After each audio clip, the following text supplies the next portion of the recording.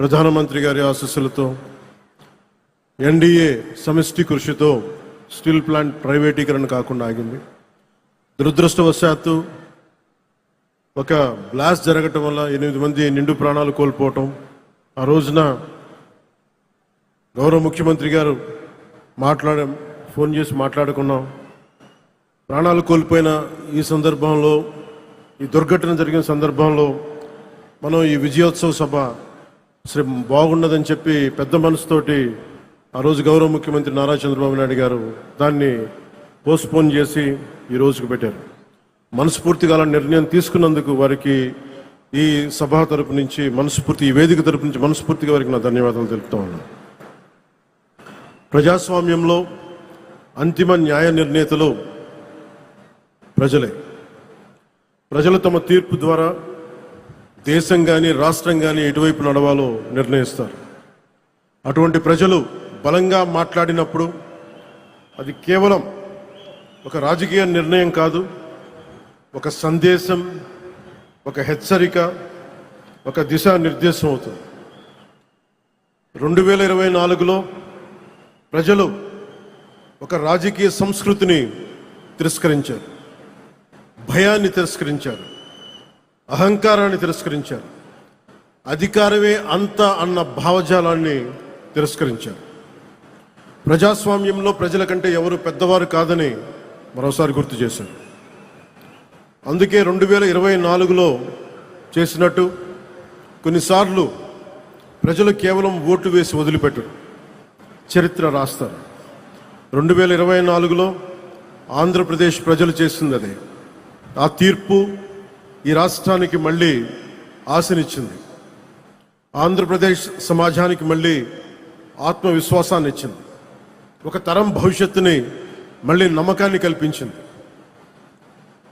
ప్రజలు మౌనంగా కనిపించిన అవసరం వచ్చినప్పుడు చరిత్రని మార్చగలరని మరోమారు నిరూపించిన సందర్భం అది. 2 ఏళ్ల క్రితం మీరిచ్చింది కేవలం అధికారం కాదు, ఒక బాధ్యత. ఆ బాధ్యతని గుర్తుంచుకుంటూనే ఈరోజు మీ ముందుకు వచ్చాం. ఈ చారిత్రక విజయానికి కారణమైన ప్రతి కార్యకర్తకి, ప్రతి నాయకుడికి, ప్రతి మహిళకి, ప్రతి రైతుకి, ప్రతి యువకుడికి నా హృదయపూర్వక కృతజ్ఞతలు. ఈ విజయం కేవలం తెలుగుదేశం పార్టీదో, భారతీయ జనతా పార్టీదో, జనసేన పార్టీదో కాదు, ప్రజల విజయం ఇది. ఇది అహంకారం విధ్వంసంపై ప్రజాస్వామ్యం సాధించిన విజయం. ఈ కూటమి ఆంధ్రప్రదేశ్ పునర్నిర్మాణం కోసం ఏర్పడిన కూటమి. ఈ కూటమి అధికారాన్ని పంచుకోవడానికి కాకుండా బాధ్యతని పంచుకోవడానికి ఏర్పడింది. దేశానికి ప్రధానమంత్రి శ్రీ నరేంద్ర మోదీ గారి దూరదృష్టి, రాష్ట్రానికి ముఖ్యమంత్రి శ్రీ నారా చంద్రబాబు నాయుడు గారి అనుభవం, ప్రజల ఆకాంక్షలను ప్రతిబింబించే జనసేన సంకల్పం, ఈ 3 శక్తులు కలిసినప్పుడే ఆంధ్రప్రదేశ్ పునర్నిర్మాణానికి బలమైన పునాది కూటమిలో జనసేన 21 సీట్లతోటి సర్దిపెట్టుకునే సందర్భంలో చాలామంది వివిధ రకాలుగా విమర్శించారు. కానీ మేము 21 సీట్లతో రాజీ పడలేదు. ఆంధ్రప్రదేశ్ భవిష్యత్తు కోసం 21 సీట్లకి జనసేన పరిమితాన్ని చేశాం. ఆ త్యాగానికి ప్రజలు ఇచ్చిన సమాధానమే 100% స్ట్రైక్ రేట్. 2 ఏళ్ల క్రితం మేము ఇచ్చిన హామీలు ఈరోజు ఒక్కొక్కటిగా ఆచరణలో కనిపిస్తున్నాయి. పెరిగిన వృద్ధాప్య పెన్షన్లు, మహిళలకి ఆర్థిక భరోసా, ఉచిత గ్యాస్ సిలిండర్లు, మహిళలకి ఉచిత బస్సు, రైతులకి అండా, అన్నా క్యాంటీన్లు, విద్యకి ప్రాధాన్యత, యువతకు ఉపాధి అవకాశాలు. మేము చెప్పింది ప్రతిదీ ఆచరించి బలంగా ముందుకు తీసుకెళ్తా ఉన్నాం. నా శాఖల విషయానికి వస్తే మహాత్మా గాంధీ కలలుగన్న గ్రామ స్వరాజ్యం, పండిట్ దీన్ దయాళ్ ఉపాధ్యాయ ప్రతిపాదించిన అంత్యోదయ సిద్ధాంతం, last mile governance, doctor B R Ambedkar గారి రథసారథిగా రాజ్యాంగం ద్వారా స్థానిక స్వపరిపాలనకు వేసిన బలమైన ప్రజాస్వామ్య పునాదులు, ఈ 3 ఆలోచన సంగమమే నేడు నరేంద్ర మోదీ గారి నాయకత్వంలోని ప్రభుత్వ పాలనా తత్వం. సబ్కా సాత్, సబ్కా వికాస్, సబ్కా విశ్వాస్.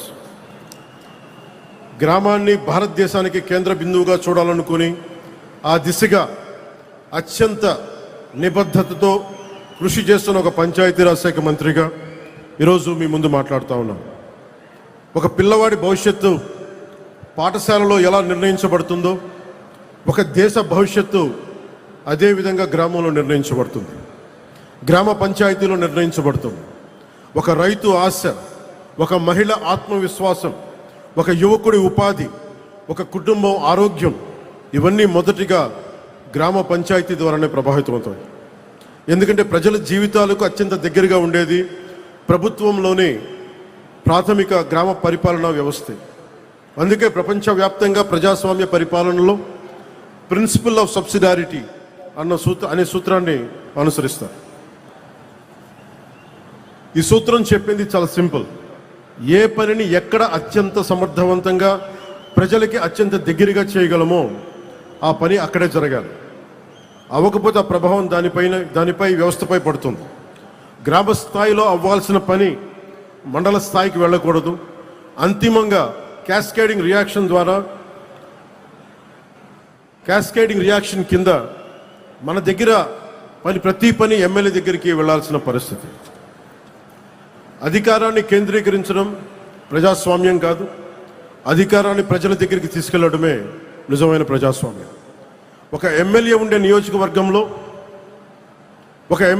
నియోజకవర్గంలో దాదాపు 600 మంది స్థానిక ప్రజాప్రతినిధులు ఉంటారు. సర్పంచులు కావచ్చు, వార్డు సభ్యులు, ఎంపీటీసీలు, జడ్పీటీసీలు, సహకార సంఘాల ప్రతినిధులు. వీరందరూ ప్రజాస్వామ్యానికి రూట్స్, వేళ్ళు. కానీ ఆ రూట్స్ని బలహీనపరిచి చెట్టుని బలపరచలేదు. స్థానిక సంస్థలని బలహీనపరిచి ప్రజాస్వామ్యాన్ని బలపరచలేదు. ఇది కేవలం పరిపాలనా సూత్రం కాదు, ఇది ప్రజాస్వామ్య సూత్రం, ఇది బాధ్యతా సూత్రం. నాయకత్వం గ్రామం నుంచి రావాలి. 2 సంవత్సరాల్లో మేము నిర్మించడానికి ప్రయత్నం చేసింది కేవలం రోడ్లు, కాలువలు, భవనాలు కాదు. Trust, social trust, institutional trust.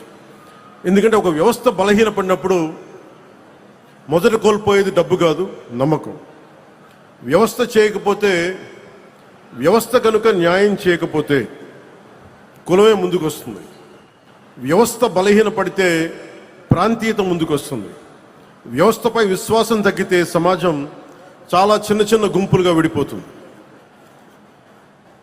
Telugu రాష్ట్రాలు మరింత బలపడాలి అంటే ఒక రాష్ట్రం కులాల పరిమితుల్ని దాటాలి, మరొక రాష్ట్రం ప్రాంతీయత పరిమితుల్ని దాటాలి.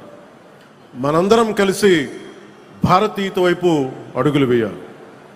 అందుకే నేను పంచాయతీరాజ్ గురించి మాట్లాడేటప్పుడు కేవలం పరిపాలన గురించి, పథకాల గురించి, చేసే పనుల గురించి మాట్లాడటానికే పరిమితం కాదు. నేను ప్రజాస్వామ్యం గురించి మాట్లాడుతాను, రాజ్యాంగం గురించి మాట్లాడుతాను, సోషల్ కొహెషన్, సామాజిక సమతుల్యత గురించి మాట్లాడతాను, జాతీయ సమైక్యత గురించి మాట్లాడతాను, భారతీయత గురించి మాట్లాడతాను, సామాజిక పరస్పర విశ్వాసం గురించి మాట్లాడతాను. ఈ మధ్య మేము పరిష్కరించిన విజయనగరం జిల్లాలోని ఒక పెద్దపెంకి గ్రామంలో ఫైలేరియా సమస్య ప్రత్యక్ష ఉదాహరణ. పంచాయతీరాజ్ సమస్య కోసం, సంస్కరణల కోసం చాలా కమిటీలు వచ్చినాయి. ఒక Balwant Rai Mehta committee, Ashok Mehta committee, GVK Rao గారి కమిటీ, ఎల్ఎం సింఘ్వి కమిటీ. ఈ ప్రయాణం చివరికి 1972లో 73వ రాజ్యాంగ సవరణగా రూపుదిద్దుకుంది. 93 నుండి పంచాయతీరాజ్ రాజ్యాంగ సంస్థలకు రాజ్యాంగ హోదా లభించింది.